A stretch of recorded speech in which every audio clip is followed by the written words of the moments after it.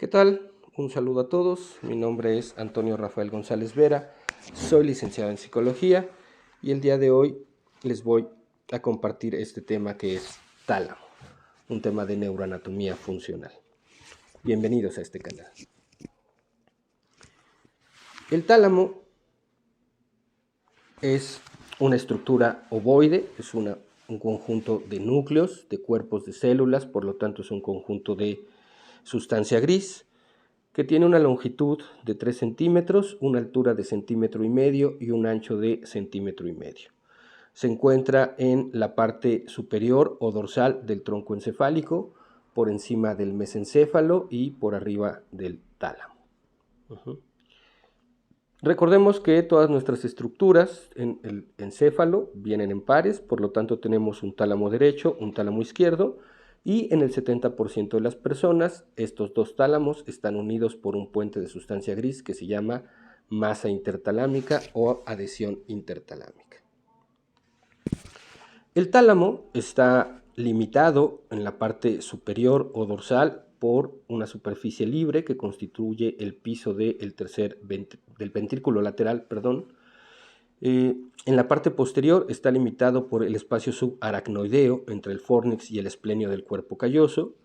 En la parte anterior o frontal está limitado por el foramen de Monroe o foramen interventricular, que es donde se unen los dos ventrículos laterales y donde fluye el líquido cefalorraquídeo hacia el tercer ventrículo. En la parte inferior, como ya les mencionaba, se encuentra limitado por el hipotálamo en la parte inferior delantera o anteroventral, y en la parte posterior ventral está limitado por el tegmento del mesencéfalo.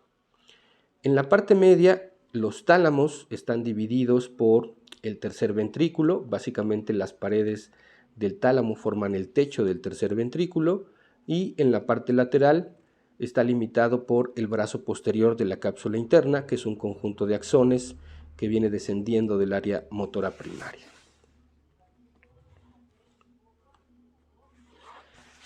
El tálamo o los tálamos están divididos en tres zonas, en tres grandes regiones, por una zona o una lámina medular interna, que es una zona de sustancia blanca que tiene forma de Y.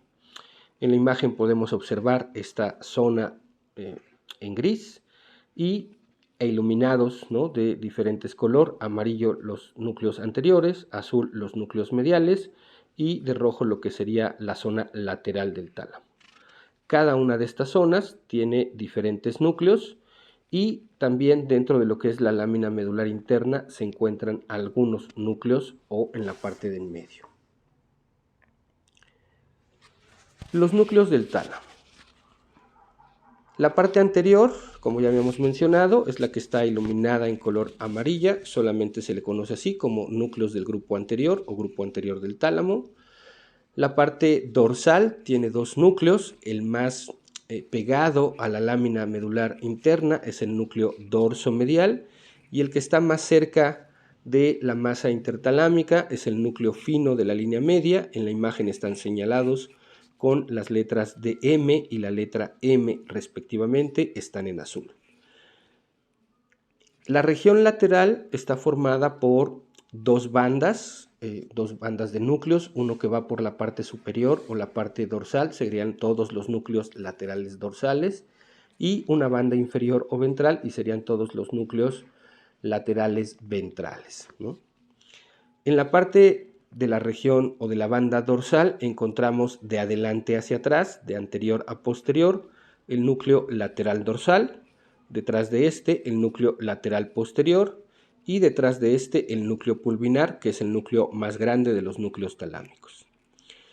En la banda lateral ventral vamos a encontrar igualmente de adelante hacia atrás el núcleo ventral anterior, el núcleo ventral lateral, el núcleo ventral intermedio, el núcleo ventral posterolateral. En medio, en la parte de esta región, se encuentra el núcleo ventral posteromedial, que no se observa en la cara lateral y que junto con los dos anteriores forman el complejo de los núcleos ventrales posteriores. Más atrás de estos vamos a encontrar el núcleo geniculado lateral. En la imagen está señalado con el número 2, el núcleo geniculado medial, que está señalado con el número 1. En la imagen inferior podemos observar un corte coronal, esto es de frente, del tálamo, en este caso sería del tálamo izquierdo. Vemos el núcleo fino de la línea media, en la zona más media, en la zona más izquierda de la imagen. Después tenemos el núcleo dorsomedial, tenemos la lámina medular interna, aquí ya no tiene forma de Y, y podemos observar que tiene 3 núcleos dentro de sí misma, 2 núcleos muy pequeñitos que se conocen como núcleos intralaminares y un núcleo más grande ovalado que se llama núcleo centromediano. Lateral a esta podemos ver precisamente el núcleo pulvinar, la parte más anterior, más pequeñita del núcleo. Debajo de este encontramos el núcleo lateral posterior, debajo de ese encontramos el núcleo ventral posterolateral y precisamente entre el núcleo ventral posterolateral y la lámina medular interna encontramos el núcleo ventral posteromedial, que como mencionaba en la imagen superior no se alcanza a ver. Después de lo que es la lámina medular externa tenemos el número 4 y ahí encontramos el núcleo reticular. También es un núcleo del tálamo, aunque no está, digamos, tan en conjunto con los demás núcleos, ¿no?, de las masas ovoideas. Está separado por otra zona de sustancia gris. Las conexiones que tiene los núcleos del tálamo. Vamos a encontrar que los núcleos ventrales del tálamo, ¿no?, laterales ventrales del tálamo, reciben información de los sentidos y la van a enviar a áreas de procesamiento unimodal. La parte ventral anterior recibe información motora. Esta información, digamos, sencilla, pasa a las zonas de procesamiento complejo y va a regresar a los núcleos laterales dorsales, a los núcleos mediales del tálamo, para pasar a la zona frontal de nuestro cerebro y ser procesada por la corteza prefrontal para que se decida, ¿no?, qué es lo que vamos a hacer con esa información, cómo nos vamos a comportar. El núcleo anterior del tálamo se comunica con lo que es el giro del cíngulo, forma parte del circuito de Papez. Veámoslo un poquito en detalle.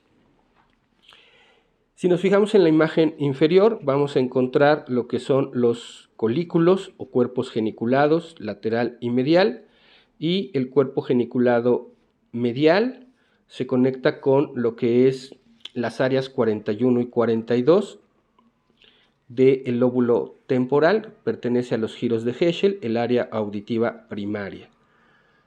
El núcleo geniculado lateral recibe información del nervio óptico y va a conectar con el área 17 de Brodmann, corteza estriada o área visual primaria. El núcleo ventral posteromedial, el núcleo ventral posterolateral, el núcleo ventral intermedio, todos reciben información de la médula espinal, básicamente del sentido del tacto, reciben información del nervio trigémino, sentido del tacto de la cara, y van a enviar la información precisamente al núcleo ventral posterior, áreas 3, 1 y 2 de Brodmann, que corresponden al área somatosensorial o sensitiva primaria, que procesa estímulos táctiles precisamente. Las áreas motoras, el área 4, motora primaria, ¿sí?, va a enviar información al núcleo ventral lateral, y el área 6 y 8 básicamente están recibiendo y enviando información del núcleo ventral anterior, forman un circuito de comunicación motor, ¿no? De lo premotor pasa al tálamo, del tálamo regresa a lo motor y va a volver a regresar al tálamo, a los núcleos de la base, para controlar todo el movimiento. La información, como ya decía, sensitiva unimodal, área somatosensorial primaria, auditiva primaria, visual primaria, se van a ir conjuntando en la zona punteada, ¿sí?, lo que corresponde a las áreas 18, 19, visual secundarias, básicamente, 39, 40, corresponderían con el área de Wernicke, ¿sí?, y van a enviar la información de vuelta, ¿no?, a lo que va a ser el núcleo pulvinar. Ya esa información se procesó de manera más compleja en esta corteza heteromodal y entonces se envía al núcleo pulvinar, y de ahí la información va a pasar hacia el lóbulo parietal superior a partir de lo que es el núcleo ventral posterior, ¿sí? O lateral posterior más bien, área 5-7, ¿sí? Y lo que es el núcleo ventral lateral va a enviar la información también al giro del cíngulo, como vamos a ver en la siguiente imagen. En esta corte medial precisamente de lo que es el cerebro, ¿no? Vemos cómo se comunican. Nos interesa más fijarnos ya en estos momentos en esa región que está señalada con líneas verticales, que es el giro del cíngulo, y que va a recibir información del grupo del núcleo anterior y que también recibe información precisamente del núcleo lateral dorsal. Estas son sus conexiones, las otras son las que ya habíamos mencionado en la imagen anterior, solamente que vistas desde la cara medial. El tálamo tiene otras conexiones, no solamente conecta con corteza, conecta también con núcleos subcorticales. Recibe información de la médula espinal, los núcleos intralaminares reciben información de la médula espinal y de la formación reticular, y desde ahí van a proyectar a toda la corteza hacia el estriado. Tienen función en lo que es la vigilia, la conciencia y el control motor. Básicamente forman sistema activador reticular ascendente. Los núcleos mediodorsales reciben fibras procedentes de la amígdala, del área entorrinal, de la médula espinal y el cuerpo estriado. Por lo tanto, forma parte del sistema límbico del estriado, integra información sensitiva y desempeña un papel en la expresión de las emociones y en la memoria. El núcleo lateral posterior y el pulvinar reciben impulsos del sistema visual y se proyectan hacia la corteza de los lóbulos parietal y frontal y a la circunvolución del cíngulo. ¿Qué pasa si se lesiona el tálamo? Lesiones del núcleo ventral posterolateral va a producir pérdida contralateral de las sensibilidades dolorosas. Esto es, si se lesiona el tálamo izquierdo o el núcleo ventral posterior lateral del tálamo izquierdo, se va a perder la sensación de dolor, de frío y de calor del hemicuerpo derecho. Y también se va a perder, digamos, la discriminación táctil en el tronco y las extremidades. Cuando tocamos a una persona puede no reconocerlo, o si lo tocamos en dos lugares distintos, puede que solamente señale que lo estamos tocando en uno. Esto mismo va a ocurrir si se lesiona el núcleo ventral posteromedial, solo que en este caso las alteraciones van a ocurrir en la cabeza o en la cara, ¿no? Las sensaciones táctiles que viajan a través del nervio trigémino hacia el tálamo son las que se van a ver afectadas. Subsecuente a la pérdida en un inicio, la pérdida de la sensación de dolor o la pérdida de las sensaciones térmicas, posteriormente va a ocurrir un dolor muy intenso, aún a roces muy ligeros, y que es muy difícil tratar, digamos, con medicamentos analgésicos, ¿no? A esto se le conoce como síndrome de dolor talámico o síndrome de Dejerin-Roussy.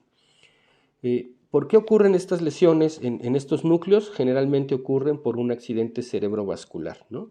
Un infarto en las arterias que están irrigando, ¿no? O pasando alrededor del tálamo para irrigar otras zonas, tienen ahí una oclusión o tienen ahí una hemorragia y eso lesiona estos núcleos del tálamo.